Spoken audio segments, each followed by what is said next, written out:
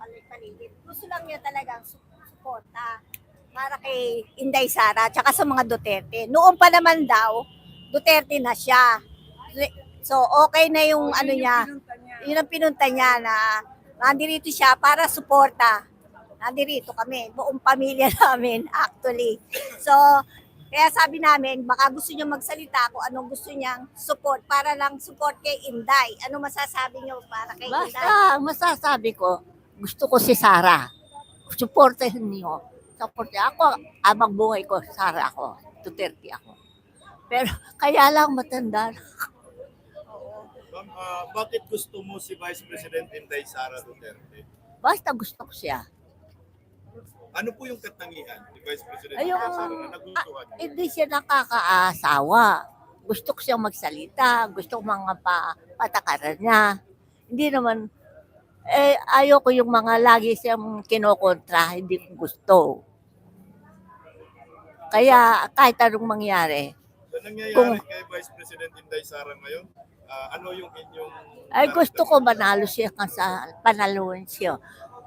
Tulungan natin siya. Yes. Na maging ligtas man lang siya. And then, sabi nga namin, dapat alagaan natin kasi hindi natin alam po ano mangyayari. Alam namin, ang buong pamilya namin. Kumbaga sa ang damdam namin, nanganganib si Inday, di ba? Nanganganib siya. So, lahat ng gustong gawin nila, gusto nilang maalis sa pwesto si Inday. Yun ang alam namin. Gusto nila alisin dahil, alam mo na, mag-i-election.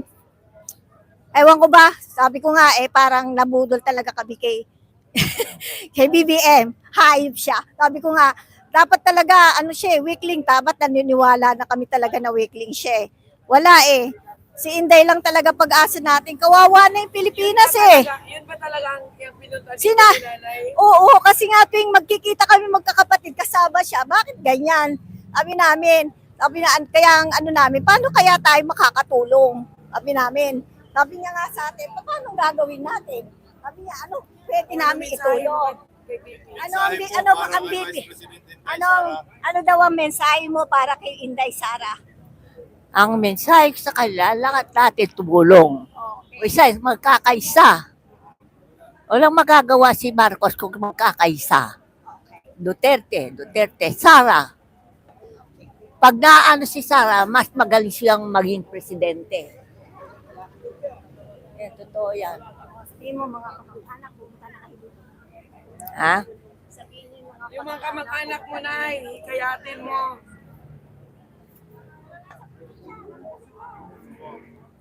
yung mga dapat nyo sabihan, mga kamag-anak. Oo. Ano po ang panawagan sa lahat ng mga Pilipino? Lahat naman mga kapag-anak ko.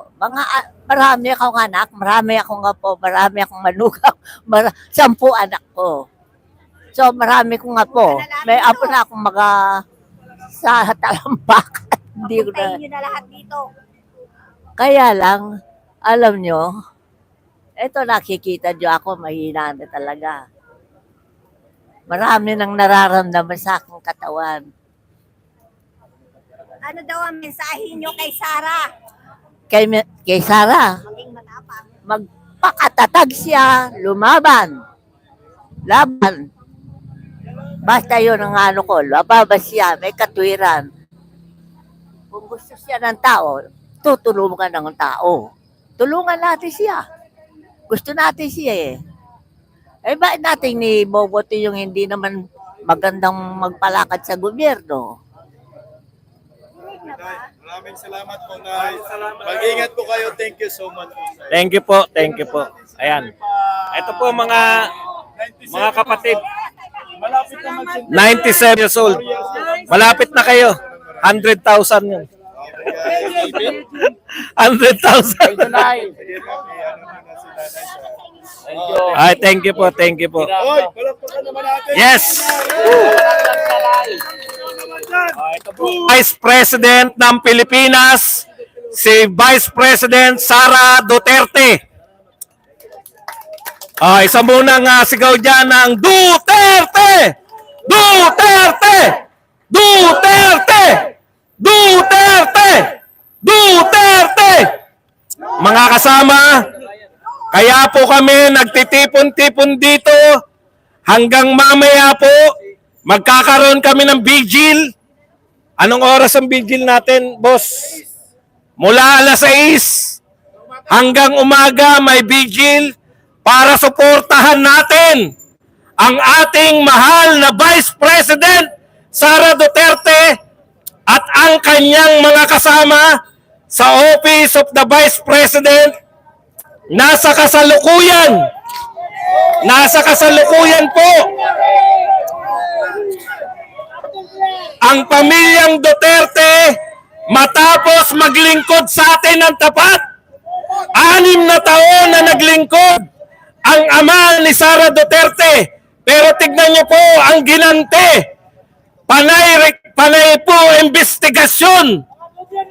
Nakalimutan po natin ng napakagandang ginawa ng mga Duterte sa ating lipunan. Nakalimutan po natin na ang war on drugs ni Tatay Digong ang nagpatahimik sa buong Pilipinas.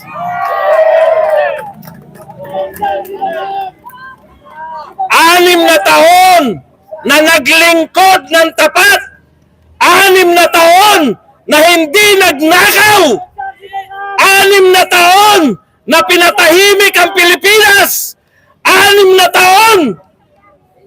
6 na taon na nagpaunlad sa ating bayan. Pero ano po ang sinusukli ng sumunod na Marcos Romualdez Araneta? Ang sinukli nila ay walang iba kundi katakot-takot na investigasyon. Bakit investigasyon lang? Dahil wala namang napapatunayang kasalanan.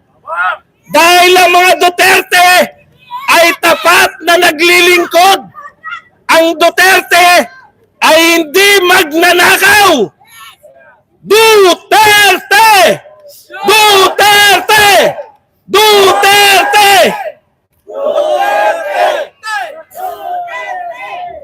Mga kapatid, eto po, nakakaawa ang pamilyang ito dahil hindi nagpayaman sa pwesto. Dumami ang kaaway. Kaaway ng mga drug lord, kaaway ng mga oligarko, kaaway ng mga magnanakaw sa gobyerno. Kaya ngayon, nung nawala sa pwesto, bumabalik ang mga kaaway na to. Siya mismo ang nag-uusig sa mga Duterte. Pati ang Vice President, walang ginagawa kundi maglingkod. Inuusig ng kung ano-anong bintang. Wala namang may sampang kaso. Kaya magsama-sama po tayo mga kapatid. Suportahan natin ang pamilyang nagbigay sa atin ng 6 na taon ng tapat na paglilingkod. 6 na taon na kapayapaan sa Pilipinas. 6 na taon na hindi pagnanakaw. Duterte! Duterte! Duterte! Duterte! Makisama po kayo sa amin kung naniniwala kayo na dapat ibalik natin ang mga Duterte at ang tapat na paglilingkod sa lipunan. Tigilan na ang pagnanakaw, tigilan na ang pagkabangag. At ang susunod na tagapagsalita ay walang iba kundi si Bisdak. Pilipinas! Alam pa na natin! So, alam nyo hindi ba lobat? Hindi ba lobat? Oh. Bakit ako agad? Maraming salamat, Padong! Galit na galit ka na!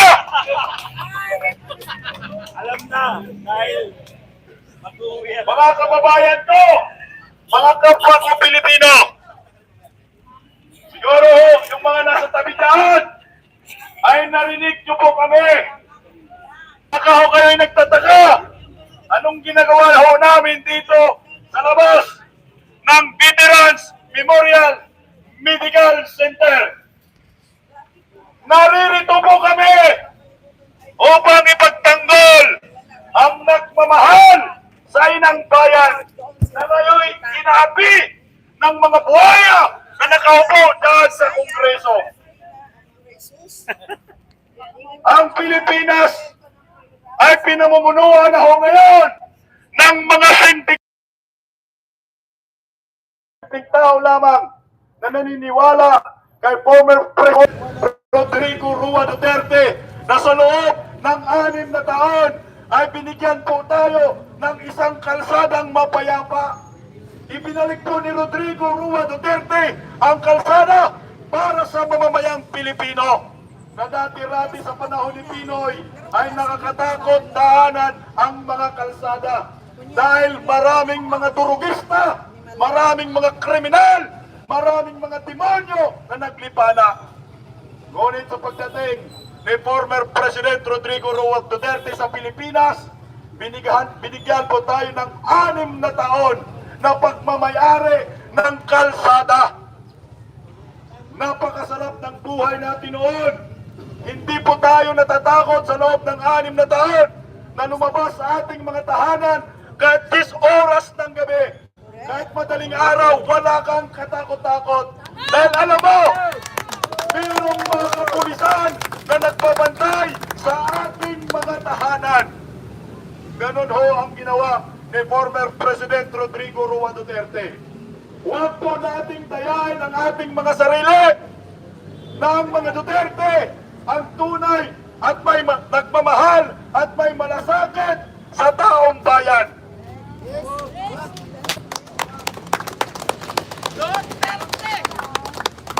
Ngayon, ano ang nangyayari?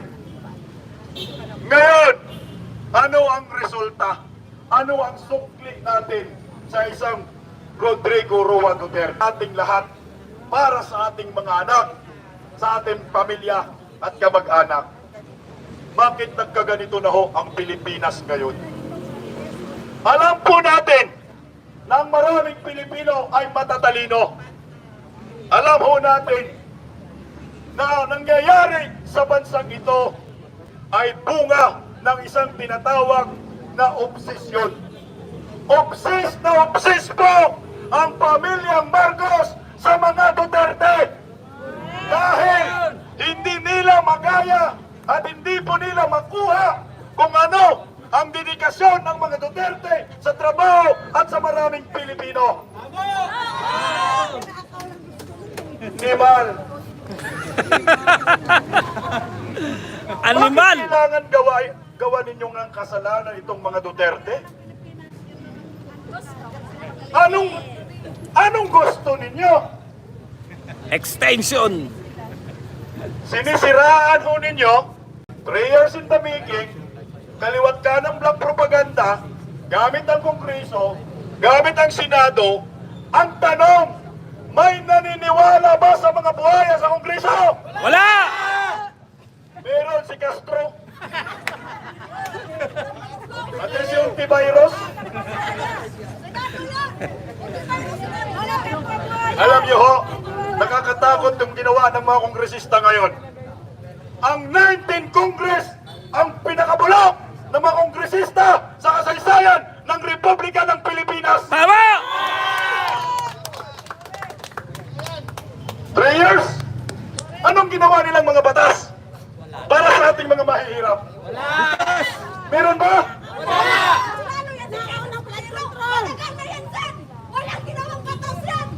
Kalma, kalma. Mr. Chair! Gustong malagan. Mr. Chair!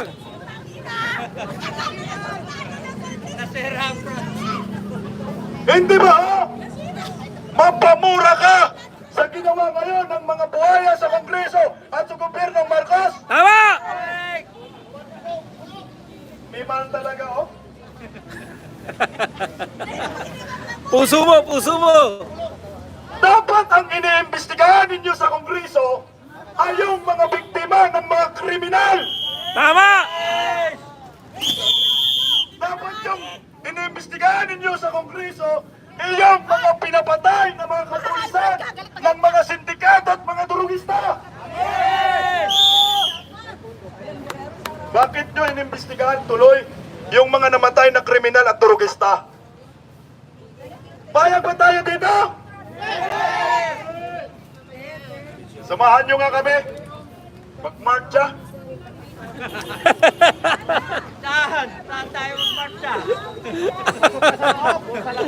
Maraming mga Pilipino ngayon ay gising na sa katotohanan na pilit pinubulag ng mga mainstream media, na pilit pinapaniwala nila sa kanilang mga mali-maling balita.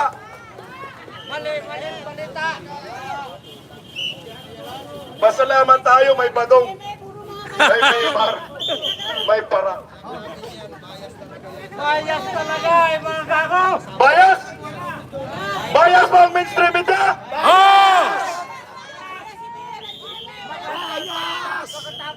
Kaya nga wala na sa kanilang nanonood eh. Kasi yung balita, napaka-bias. Isipin mo, ang gagaling nila gumawa ng kwento. Ang gagaling nila gumawa ng kwento. Nang dahil sa kanila, sikat na sikat yung piatos. Yung nang dahil sa kanila, sikat na sikat yung chichirya. Animal, wala tayong pakialam sa chichirya na yan eh. Yung piatos na yan, Nagraya! Sama na! dapat buy bawang na lang eh. Tsaka, Ay, Eugene Ruiz. Pinipilit nila yung Merry Chris Piatos na walang katotohanan. Sinabi na ng komisyon on audit, hindi po yan, Mr. Chair, Merry Chris Piatos, kundi Merry Chris Piate. Piate, umulan na oh. Sabay-sabay tayo dito mag-ingay at ipaglaban ang karapatan ng bawat Pilipino! Duterte! Duterte!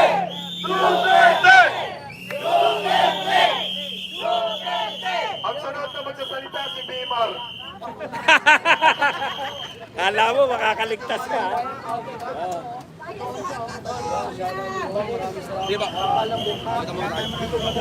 Ha? Sila! Hoy, Bisdak. Oh! Bisdak. Ayan, isang magandang gabi sa inyong lahat mga kababayan. Alam nyo, nabanggit nyo Ay, kanina yung mga Bisdak. bias na mga mainstream Bisdak. media. May makikipag-usap yung polis. Grabe! Kitang-kita kagad ang Ay, si ano, pagkabayas si- nila. Ito po ang binabalita nila kagad. At Hindi, si ano. yung bias naman ng international Teka. media, binigyan kagad para mas lalong pasamahin ang ating Vice President Inday Sara Duterte. San na si Pero hindi nila Placido? nakikita si Inday Sara Duterte San lang Placido? ang may malasakit at nagtatanggol sa katulad natin na hindi natin kayang lumaban sa mga Yung polis. tampaluglos. Makikipag-usap. Ang tunay na issue dito mga kababayan, yung blood control ni Marcos na ipinagyabang at pinalakpakan ng mga dambuhalang buhaya sa Kongreso. 1.4 billion araw-araw yung pondo. control! Lagi tayong mayroong sakuna na nangyayari sa ating bansa. Tama. Sa Bicol, sa Aurora, sa Cagayan. May nakikita pa tayong tulay na walang bakal. Mayroon! Ginawa nila! Mayroon? Pinangga ng barko! Mayroon? Pinangga ng barko. Alam nyo mga kababayan, ginagawa kasi tayong ginagawa tayong uto-uto, ginagawa tayong walang mga isip. Ha? Ang ginagawa ni Tambaluslos ay magpaulan ng ayuda. Ang kapal na mukha niya laging late kung magbigay ng ayuda. Bakit? Kailangan pa niya magpa-imprinta ng kanyang pangalan at kanyang pagmumukha, tarantado. Gago ka mo! Ang ating Vice President Inday Sara Duterte laging namunguna ang Vice Office of the Vice President magbigay po ng mga relief goods operation sa lahat po ng mga tinamaan ng sakuna. Pero wala tayong nakikita na pangalang Duterte o pagmumuka ni Diti Sara na dapat na naman dahil napakaganda. Mga kababayan, ang dami kong dapat pag-usapan. Yung Maharlika Investment Fund, nasaan na? Wala na! Alam nyo ba? Napulsa na! Oh, saan? Ay, tambalos-los! Oh, kaninong pulsa? Oh, itong mga kakapal na mukha ng mga tambalos-los na nag-iimbestiga kay BP Sara sa confidential fund. Bakit hindi ninyo imbestigahan ang inyong mga sarili? Mga damo kayo! Isipin ninyo, 2 billion lang. 2 billion lang ang budget na hinihingi ng ating Vice President Inday Sara Duterte. Buong Pilipinas ang nakikinabang. Ngunit dahil sa kasapuangan, itong mga imping turista na nandyan pa sa Kongreso at criminal convicted na gago ng Franz Castro, ang kapal na mukha, magpapakuntik pa o magpapakuntim pa ng isang abogada na malinis ang record.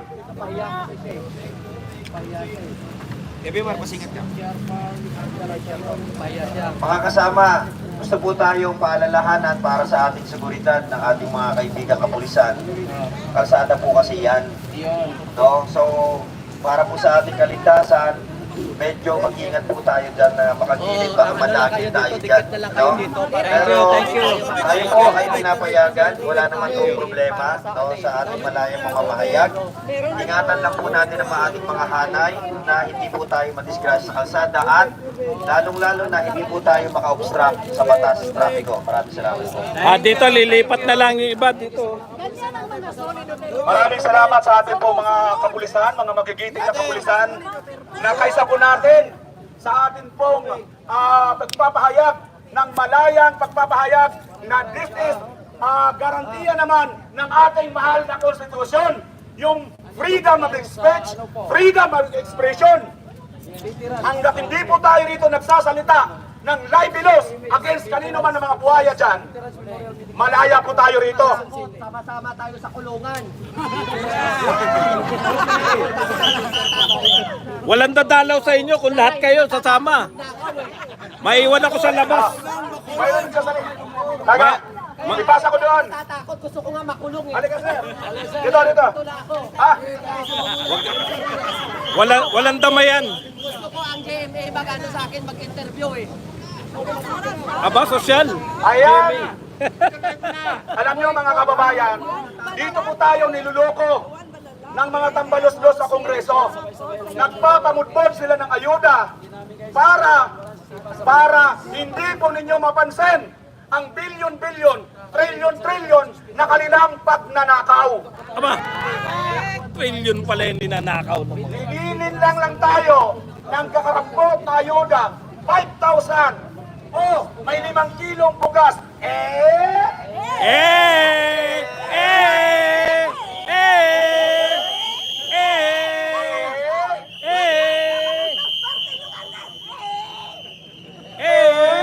Tulungan ka na saan Oh, ayun naman mga kababayan. Kung mauubos na yung magre-receive pa tayo dahil hanggat hindi po nila ibinibigay sa taong bayan ang tamang hustisya, mga kababayan, hindi po tayo dapat tumigil. Aba! Maraming salamat. Hanggang may buhay tayo, wag tayo. Parak. Ang susunod Yo, walang iba! Kundi si Banat Bay! Banat Bay! Banat Bay, halika dito! Okay, yan po. Yan ang ating isa. Kaysa merong inindigan. Okay, nakita po ninyo, gandang lalaki pa lang niya, Banat Bay, halika na, tirahin mo na, baka tirahin pa ng iba ito.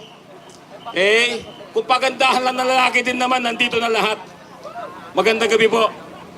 Sawa na sila sa boses ko eh. Sorry po medyo... Uy, BMR. Boss Pintak, Bisdak nandyan. Ay, sir, ganang araw. Ay, nako, pagod. Anyway, ay, hindi ko na po pahabain kasi nagsalita na rin po ako kagabi. Tapos andyan naman yung mga vloggers natin. Maraming mas magaganda silang sinasabi kaysa sa atin. Tayo po ay komedyante lang. So, hindi na po ako papahaba. Pero may gusto lamang po magparating ng suporta sa inyo. Ngayong araw na to, hindi po siya makakapunta kasi medyo busy nasunugan ng Maynila. So, nagpahatid na lang po si Yorme ng inumin at konting pagkain. Darating na po yon. So, kasama din po doon si Ma'am Mocha Uson. Busy lang din talaga sila sa... Kasi ngayon, nakita nyo, nasusunugan po yung Tondo. Oh, asan yung mga congressman natin? Wala. Di ba? Busy na naman yung mga animal, ano? Busy sila kakabantay dito. Oh, di ba? So, ganyan no yung mga congressman natin, talagang mga walang kwenta. So, yun lang po, mga kababayan natin na nandyan. Gusto ko po magpasalamat sa inyo mga OFW natin na lagi nagpaparating ng suporta. Sinasabi nila hindi sila makakapunta, pero yung iba nagpapakulay na lang, di ba? O, malaking bagay yun sa mga vloggers. Ha? So, yung mga vloggers dyan na sinusuportahan ninyo, maraming salamat sa mga pagpapakulay nyo dahil po dyan nakakapunta sila dito kasi may mga trabaho yan eh. Di ba? So, yung suporta ng mga OFW dyan, malaking bagay po yan. Again, sa mga vlogger na pinapanood nyo, suportahan nyo po yan. Dahil nagtsatsagaw siya. Ako nanonood ako eh. Kanina nanonood ako eh. Mula talagang nandito kayo, na-appreciate ko yung ginagawa ninyo. Grabe ang galing. Ako, hanga ako. Wala akong question sa mga vlogger. Minsan nagkakaiba-iba kami ng punto, nag-aaway-away, di ba? Konti lang yun. Ganun talaga buhay. Kasi, hindi po kami bayad. Wala pong kumukumpa sa amin. Walang nag-organize sa amin, di katulad nila makagago, di ba? Oh, yun, umamin pa. Umamin siya na nabayaran siya, nag-away-away tuloy sila mga vlogger. Nakakita nyo ngayon, nag-aaway-away mga animal, di ba? O para mga gago. At least kami, kung mag-away-away kami, kasi magkakaiba lang kami ng pinupunto sa buhay. Di ba? Hindi dahil sa bayad.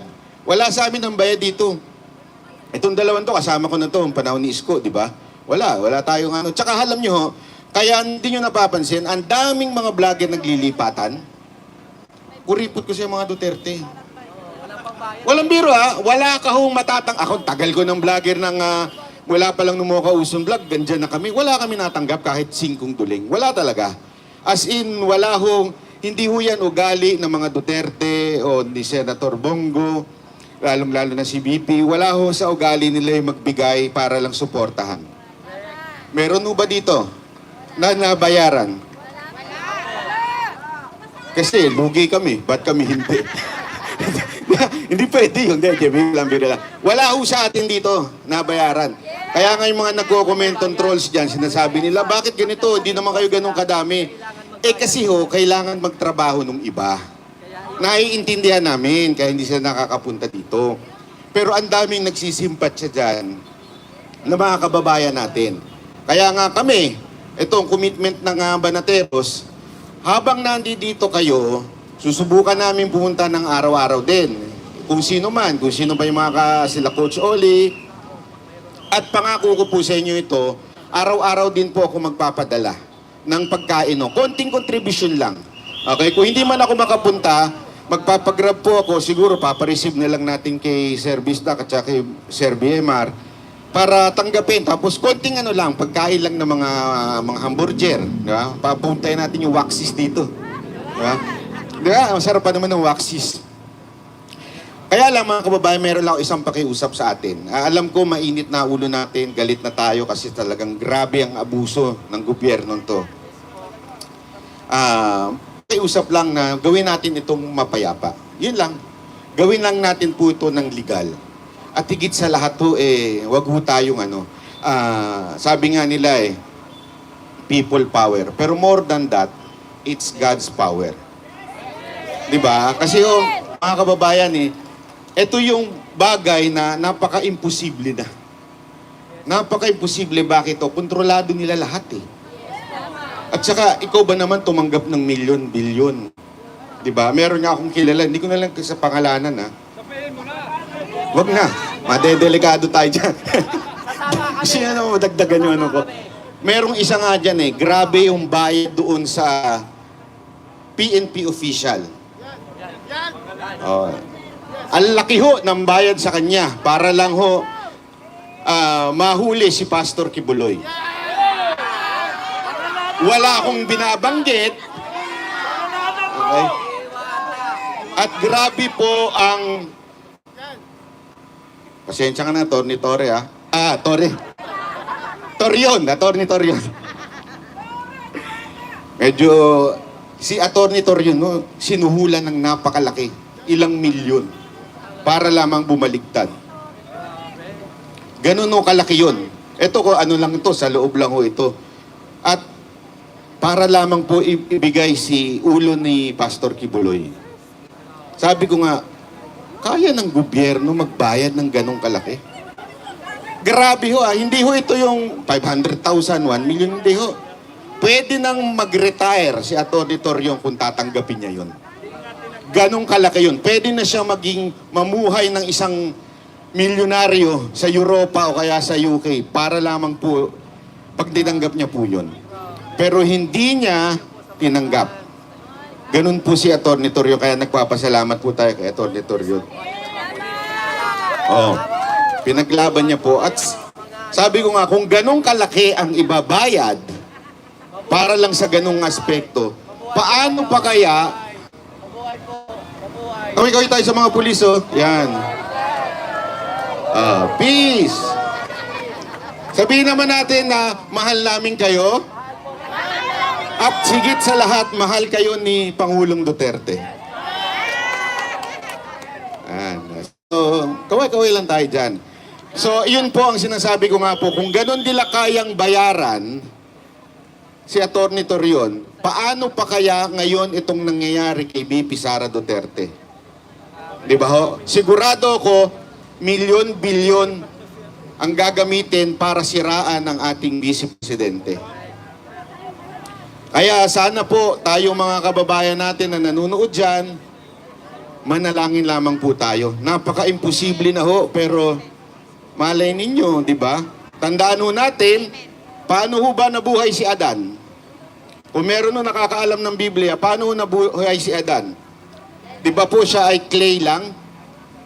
Hiningahan po ng Panginoon si Adan para mabuhay. So kung gusto ng Panginoon, pwede rin niyang tanggalin yung hininga na yun. Wala akong sinasabi kung sino, ha? Ibig ko lang sabihin po, hawak ng Panginoon ang buhay ng tao. So dun lang tayo magdepende. Kasi tayo-tayo, ito diretsuhan. Tayo-tayo po, parang imposible na eh.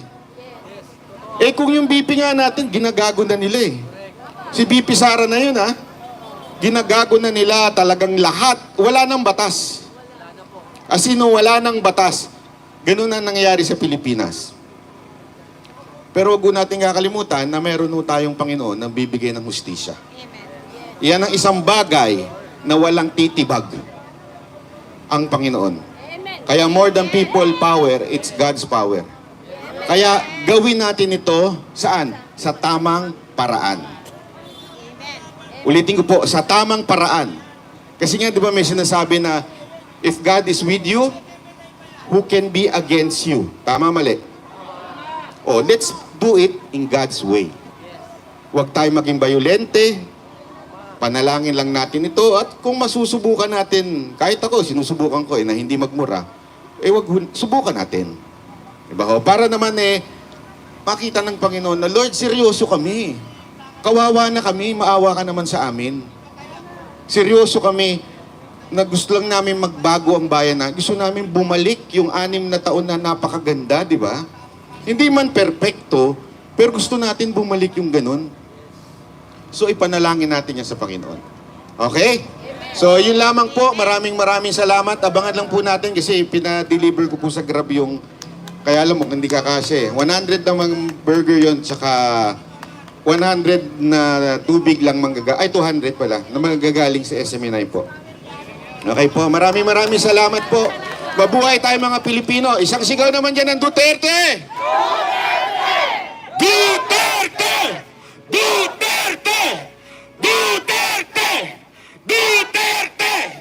Maraming salamat po. Ako po si Barat Bay.